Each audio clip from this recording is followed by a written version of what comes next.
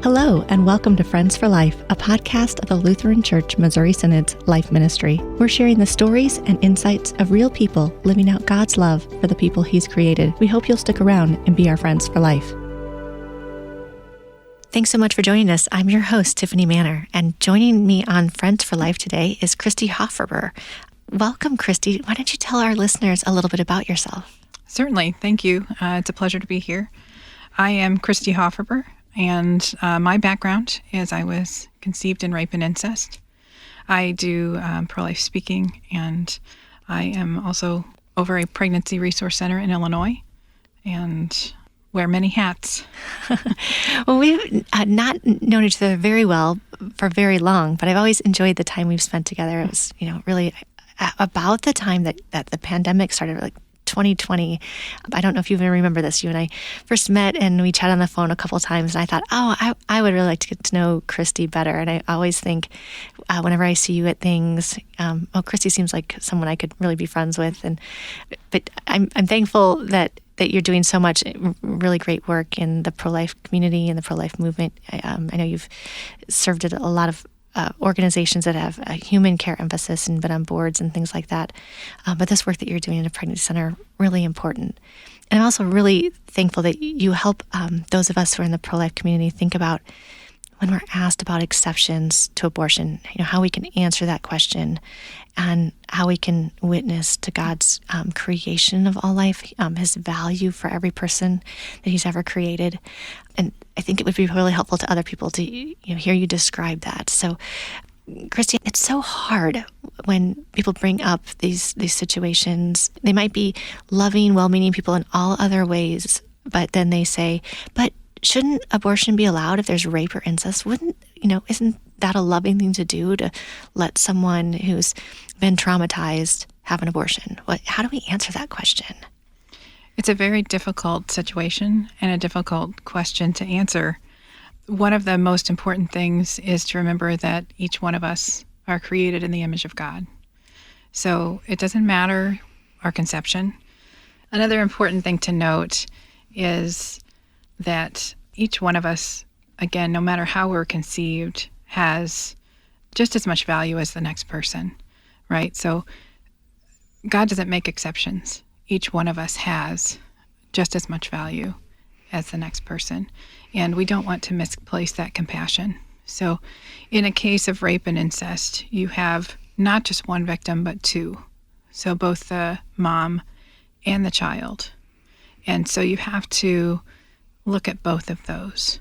And again, like you mentioned, from the perspective of compassion, it goes to both. We can't just look at one over the other.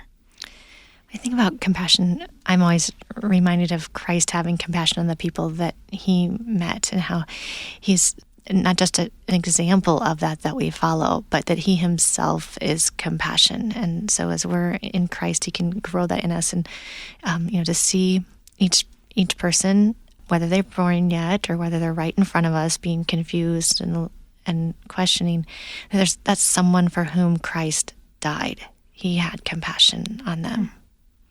Absolutely. And He doesn't make mistakes. And I think that's important too. I don't approve of the way I was conceived by any means. That was an evil thing that happened. But I'm grateful to be here. And I know that God can take, what the devil intends for evil and can turn it around and use it to His glory. And so that's what I've seen happening throughout my life, really, in many situations, but especially in this one, because, again, going back to what I do, wearing many hats, I do pro-life speaking. A part of that is sharing my story, and that is that I'm not just one child conceived in rape and incest, but I am one of 6 siblings, and I'm the only surviving sibling of those 6. So I have a voice not just for myself, but for them as well, because they don't have a voice. I'm the only one that does. So I just feel very led and compelled to speak up and share my life has value, their life had value. Each and every one of us is created equally in God's eyes. And so you are a voice for your biological siblings who died. You're a voice for other children who were conceived in rape and incest and died from abortion, and even those who aren't quite confident and brave enough to speak publicly like you do. I give thanks to God for you. You're serving your neighbor in this way. It can't be an easy thing to do. You're brave. God's given you boldness. Yes, that is certainly a God-given thing, because I, growing up, was never vocal, never spoke up, was always very shy. And it wasn't until I learned my background and really understood the importance of speaking up. It's not just important for my siblings and myself, but it's important for others to know if they're in a similar situation, or if they know someone in a similar situation, to give them hope and to offer them support and just be that presence. It was not until I met someone else who was in a similar situation that I realized I need to speak up too. I have a voice, and it's a God-given voice. And I imagine pretty comforting to realize that you aren't the only one who is living with this reality of knowing what happened in your biological family, and then with sharing publicly, having a voice to share and share your experience, and giving wisdom to others like me and people you speak to really all around the country, to help other people not feel alone as well. Absolutely. It's great to know that you have support. And so many people hide behind, well, I don't know anyone else, or I'm going through this alone. And it's so important to let them know you're not alone. There is support. There are people out there that you can turn to. In fact, one of the things that I do now as a CEO of a pregnancy help center, I think it's very important that the women who are coming in know that no matter what they're facing, if they're in a similar situation, maybe they're facing something they can't deal with on their own and they have no support. It's important for them to know that they can turn to us and we can be there to support them in whatever they're going through. And I've had one instance in my pro-life career, I've had one instance of someone who I don't know, but I was doing sidewalk counseling, and that person mentioned to me what had happened to them, and having that ability to share, you're here for a reason. Your child is here for a reason. And just that ability to relate to that mom brought her comfort and just gave me chills, honestly, because, God is doing wonderful things. And without a voice, I would never have been able to help that mom. And your willingness to have a presence too, to speak up, but also to walk alongside women in very difficult circumstances. Our pregnancy resource centers across the country, there's so many of them. There's far more than there are abortion clinics, and more abortion clinics are closing weekly right now, which is wonderful. But I want to say it's something like, they're 4-to-1 ratio, 4 times, maybe even more than that now, pregnancy resource centers than there are abortion clinics. And the volunteers and the staff there, I used to work at a pregnancy resource center. Walking alongside women, it's not just for a moment to convince them to change their mind, or to at least show them they have options, but months or years. There were women that I worked with for a very long time in our pregnancy resource center, and that presence to walk alongside them as they move through some really challenging, difficult things. I often say there is no woman who is considering an abortion or has an abortion who doesn't go through a mental health challenge, the trauma. There's no one who, is eager to have an abortion, no matter what they may say on social media afterwards. It's a bit of a telling oneself a lie in order to make what happened, that they can live with what happened through the abortion. These women who are saying, shout your abortion. But really, there's no one who goes into an abortion clinic really happy to be there. And that there would be community, others who come around these women, offer them their options, choices, that they don't have to choose an abortion on the sidewalks. In the pregnancy resource centers, walking with them for a very, very long time. And yeah, that presence, that loving voice with them. So thank you for all you've done for that. And, kind of an encouragement to people who might be listening, to consider volunteering at pregnancy resource centers like you have, or being out in a prayerful presence outside of abortion clinics. Absolutely. It's certainly offers hope. And I think that's what's needed. It's a coping mechanism for, what you were describing. No woman wakes up in the morning and says, I want to go have an abortion.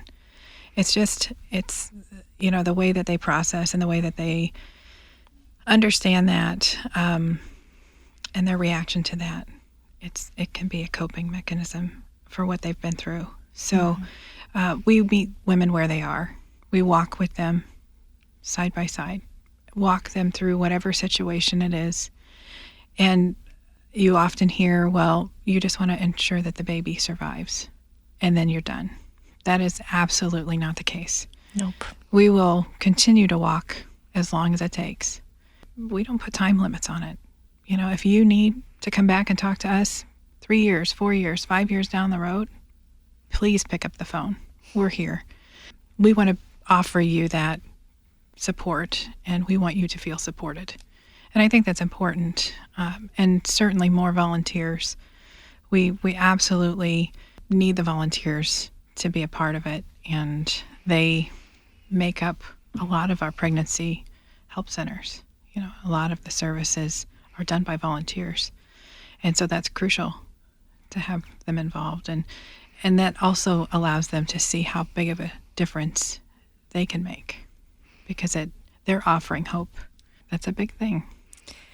Yeah, so you use your voice to help people have understanding and awareness, but the volunteers in the pro-life movement, they have an opportunity to use their voice and to bring hope to people in difficult circumstances, to witness to others they come into contact with, to have those challenging conversations. Sometimes it's around the family table at a holiday or something like that. I'm remembering, the weeks following the Dobbs v. Jackson decision, where the media was just full of accounts about why abortion should be legal, and social media is exploding, and people are realizing, that friends and family members, that they had no idea they were really pro-abortion, pro-choice, having conversations or wondering what to say to them, what not to say. Really anyone can offer that hope verbally at any time, and offer explanation. I have been pretty honest about sharing that I was pro-choice as a young adult, and it took a lot of people around me to point to the hope found in Christ and the value that he gives to every life with his incarnation, his death on the cross. He didn't come to just save some people, but all people. Of course, not everyone is willing to hear. They have hardened hearts, so we keep witnessing, we keep sharing, but we can all do that. And I'm thankful too for the ways that you equip us to do that when these questions of exceptions come up. I know, I was referring to the media, but there have been stories, and I'm sure there will be again, about what about the 10-year-old who was abused and is now pregnant, and shouldn't she have an abortion, because isn't that just a terrible thing to let a young child give birth? And I remember having these conversations, and I'm trying to explain to people, well, that is, it's sin. It's horrible, awful sin that this child was abused, and she's traumatized. But adding trauma of abortion onto the trauma of rape is not the answer. It's not going to heal her. It's not going to fix her. Correct. That's the thing, is it's not going to take away what happened. It's going to magnify the trauma and add to the trauma. So that's important to look at in those cases. And I know those cases are so difficult, because you have a 10-year-old child who should never experience anything like this. Mm-mm. Never. And you want to have compassion for her. Mm-hmm. But the key is the compassion has to also extend to the unborn child who's innocent, who didn't ask for this to happen, but their life was created. And that leads to, a very important point, is that each and every life is created in the image of God. And so supporting her and helping, showing hope, supporting, that's critical in those cases as well. I mean, she needs support, not additional trauma.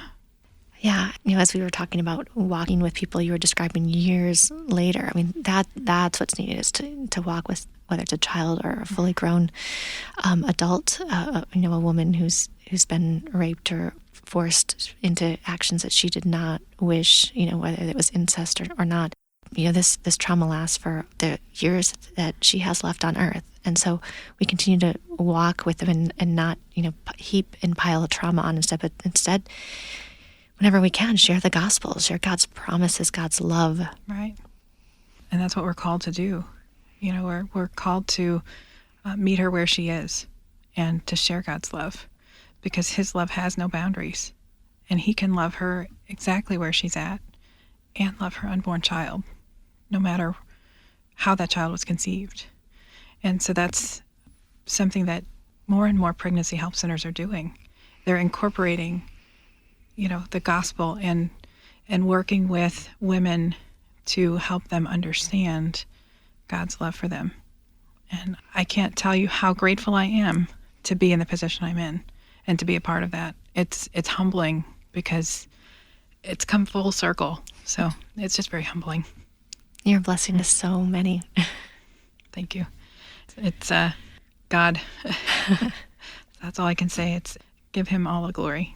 Yeah. And he equipped you, empowered you, working through you. I mean, we talk about that in vocation. As Lutherans, we have such a clear understanding of how God doing all of these things, masked behind us, and we may do it quite imperfectly because we're humans, we're sinful, but God is extending his love through you to others. Thank you. Is there anything else that you'd love for our listeners to be sure and know? Any wisdom, advice that you have for them?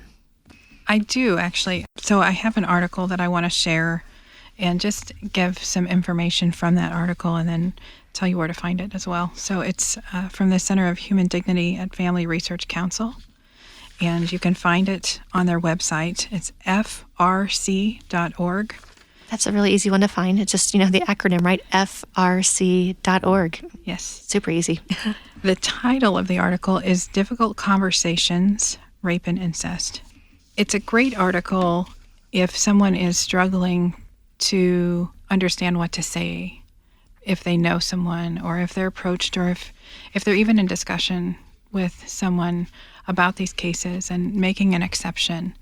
And so it's a great article that shares several points about how to have those conversations and have them in a godly way, in a loving way, with compassion and understanding. So it goes through 8 points on how to do that. Yeah, if you could share those points, that would, I think, be really helpful to our listeners. Certainly. So how to have a productive conversation about abortion in cases of rape and incest. They list 8 points on how to do that. The first one is begin by unequivocally condemning the act of rape as a heinous assault on human dignity. As we know, that's something very awful, and to acknowledge that this person has gone through that, and that's just a heinous assault on that person. Affirm that all responsibility for the rape solely is on the rapist and not the victim. So a lot of times a victim will carry that weight. Well, it was my fault. I did this, or that's not at all. It's not the victim's fault at all. Never the victim's fault. Right. When discussing cases of incest, equally asserting that this is a crime against human dignity and a complete violation of the safety and respect that woman ought to have been able to have with a member of her family. So she should be respected in her family, not abused. And so just acknowledging that. And then pivot the conversation towards the unborn child conceived by rape or incest.